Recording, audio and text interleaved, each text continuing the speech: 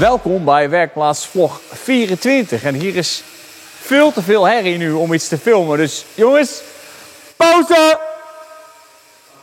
Ja, volgens mij werkt het. Ja. Stop dan! Stop met werken! Het is vrijdag. We gaan zo meteen patat eten. En we hebben in de vlog van...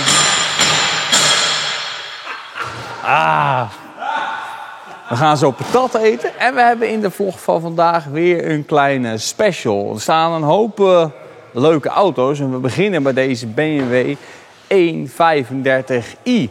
Een coupé. Superleuke auto. Die is hier voor een algehele staatkeuring. Volgens mij is Siep er mee bezig. Die heeft al... een aardig lijstje trouwens. Zo. Ja, het zijn dan ook oude auto's inmiddels. En als Siep zo klaar is met zijn inspectie, gaat hij er samen met de klant onderdoor om dat hele lijstje met aandachtspunten door te nemen. En daarnaast, daar staat een project op zich. De eigenaar van deze Ford Focus ST heeft zich voorgenomen om de best rijdende ST van Nederland te bouwen. En daarvoor worden kosten nog moeite gespaard. In een eerder stadium hebben we hem al onderhouden, voorzien van een KW variant 3 schroefset, lichtgewicht wielen, goede banden, een andere intercooler. En nu zijn we de remmen rondom aan het aanpakken. Gaan we de Milltek uitlaat, die eronder zat vanaf het OPF, aanvullen met een sportkast. Een Resonated OPF delete. Gaan we het inlaattraject verder aanpakken. We hebben er een andere intercooler opgezet. Ja, eigenlijk alles wat je kan wensen, dat zetten we erop. En niet zomaar onderdelen, maar allemaal onderdelen van aanmerken. Goede kwaliteit dus, waar je echt en lang plezier van hebt. En als kers op de taart brengen we hem volgende week naar Doetinchem, waar hij bij onze softwarepartner Digicar op de rollerbank gaat voor een maatwerk tuning. En dan zou ik eigenlijk echt niet meer weten wat we er nog meer aan moeten doen. En een deel van de werkzaamheden voorafgaand aan die tuning, daar hebben we een timelapse van gemaakt.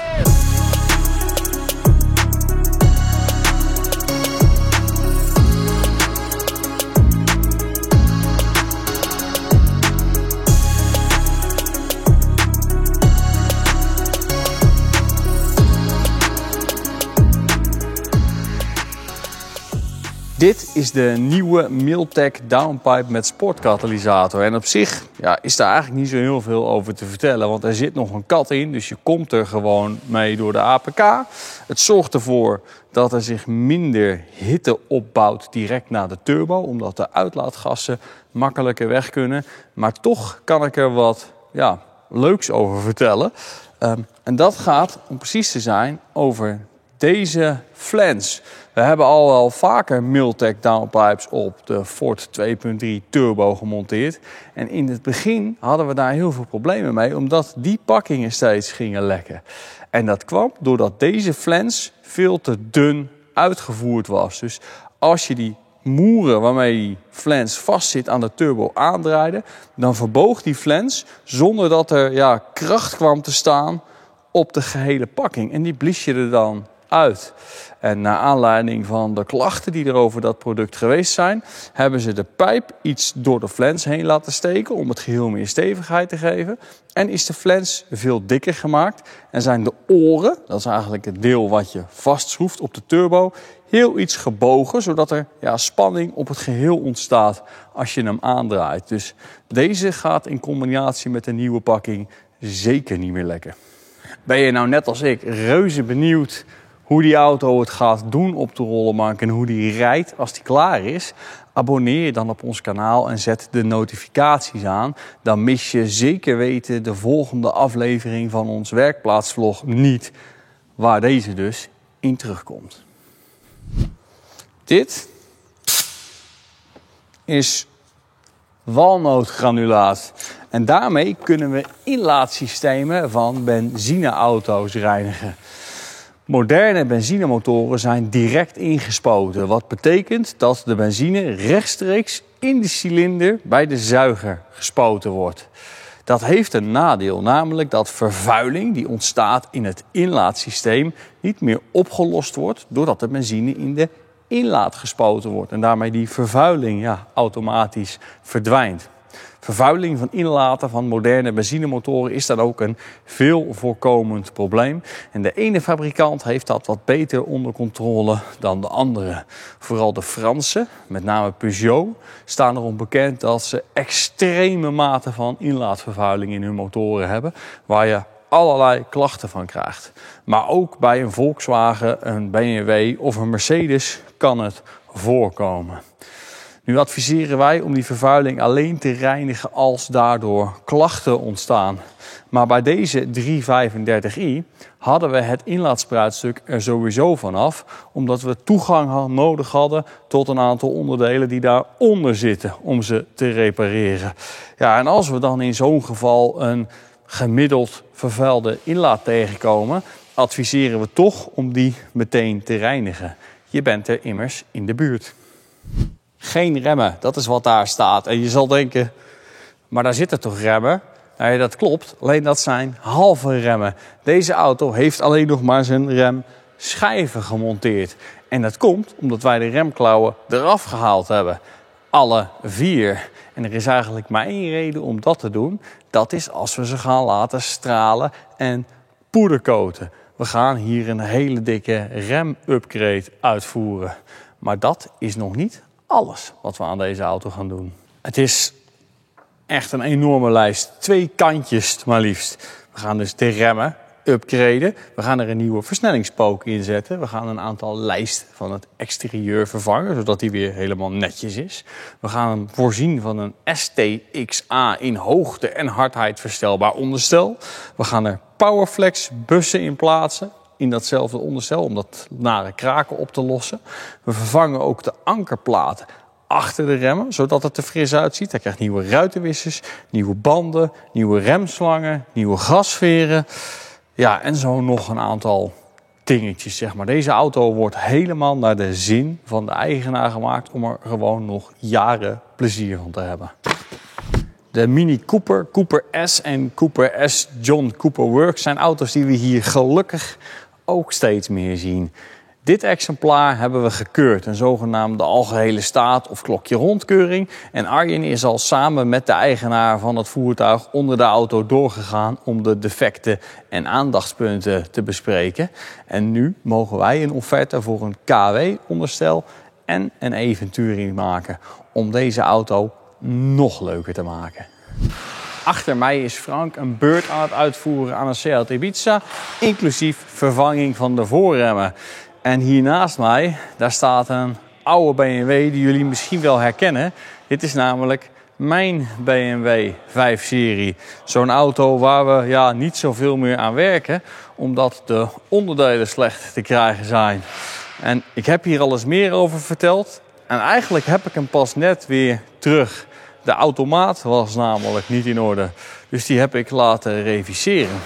Een revisie van automaten, daar ben ik eigenlijk helemaal geen fan van. Want alles aan die auto is oud. Dus bij voorkeur zet je er gewoon een nieuwe bak onder als die niet goed meer is. Maar zo'n nieuwe bak, die is in sommige gevallen niet meer te koop. Dus ik heb hem laten reviseren. Hij is daarna 2 of zelfs 3 keer terug geweest. Ja, 3 keer terug geweest. En uiteindelijk is er een complete andere bak gekocht. En die is nog een keer gereviseerd. Ik denk dat ik hem meer dan 2 maanden kwijt geweest ben voordat ik hem terugkreeg. En nu schakelt hij, zo het lijkt, goed. Maar tijdens mijn eerste rit wilde ik de ruitenwissers gebruiken. En stonden die stil midden op de voorruit. Met zo'n oude auto is er altijd wat. En nu heb ik dus weliswaar een goede automaat, denk ik. Maar moet er eerst weer een nieuwe ruitenwissermotor op om er fatsoenlijk mee te kunnen rijden. En zo blijf je aan de gang. De Cooper S hier achter mij staat klaar voor eindcontrole. Hij is bij ons gekomen voor een APK en toen bleek onder andere dat zijn draagarmrubbers aan vervanging toe waren en de beide achterremmen niet soepel mee liepen. Dat is een veel voorkomend kwaaltje, dat van die achterremmen bij dit platform. Uiteindelijk zijn er 2 nieuwe remklauwen opgegaan, een aantal nieuwe draagarmrubbers en hebben we hem uitgelijnd. Hij is inmiddels ook APK goedkeur afgemeld. Dus nu gaat Tim nog eindcontrole doen en dan kan hij terug naar de klant. Van deze BMW 328i hebben we maar liefst 2 keer het onderstel vervangen. En dat is gelukkig niet zo vaak nodig. De klant en auto kennen we al heel lang. We hebben hem in onderhoud. Meneer wilt eigenlijk nog een hele tijd met die auto doen. En zei: Joep, ik wil wel van zo'n KW-onderstel gaan genieten. Wil je voor mij een offerte maken? Dan vragen we altijd wat precies de wensen zijn. Per definitie is dat het iets wat verlagen van de auto. En veel mensen zeggen dan: joh, ik wil nog wel over drempels kunnen. En hij moet ook niet oncomfortabel worden. Mijn eerste inschatting was dat daarom een KW variant 2 Street Comfort onderstel passend was voor deze klant. En een Street Comfort die verlaagt iets minder dan een normale KW variant 2, maar die behoudt het comfort. Alleen, eigenlijk binnen een paar 100 kilometer na montage van die set stond meneer alweer bij ons op de stoep dat hij hem eigenlijk te zacht vond. En zelfs met het stugger afstellen, want die set is niet stelbaar, vond hij hem nog steeds niet stevig genoeg. Daarom hebben we besloten om er kosteloos een andere schroefset onder te zetten. Het komt gelukkig zelden voor dat iemand er niet blij mee is. Maar als dat dan zo is, dan lossen we dat gewoon op. Dus hier zit nu een ST-XA in hoogte en hardheid verstelbaar onderstel onder. Wat iets sportiever is dan de Street Comfort. En nu is hij er gelukkig wel blij mee. Een kleine hatchback met 4-wielaandrijving en 2 liter TFSI, dus turbo benzinemotor. Dat is een Audi S1. Zijn tijd eigenlijk ver vooruit. Je hebt nu wel een M135i en wat andere van dat soort auto's. Maar dit, bommetje was een van de eerste in zijn soort. Wij mochten hem als geheel nakijken en alle defecten en aandachtspunten aanpakken. En één daarvan was dat de rechter aandrijfaskering lekte. En die kering die verzorgt de afdichting tussen dit ding en het stilstaande deel van de versnellingsbak. Deze draait en drijft via de aandrijfas het rechter voorwiel aan. Deze is zo lang omdat tussen het deel van de versnellingsbak waar die aangedreven wordt en waar die naar buiten komt ook de haakse overbrenging zit. Dus die de aandrijfkrachten naar de achterkant van de auto brengt. Om dat ding soepel te laten draaien zitten er onder andere 2 lagers omheen. En daar gaan we het vandaag over hebben. Want toen we hem demonteerden om deze kering te vervangen, kwamen we er 1 achter dat die kering een hele dikke groef in de asstomp heeft gesleten. Waardoor een nieuwe kering hoogstwaarschijnlijk weer gaat lekken.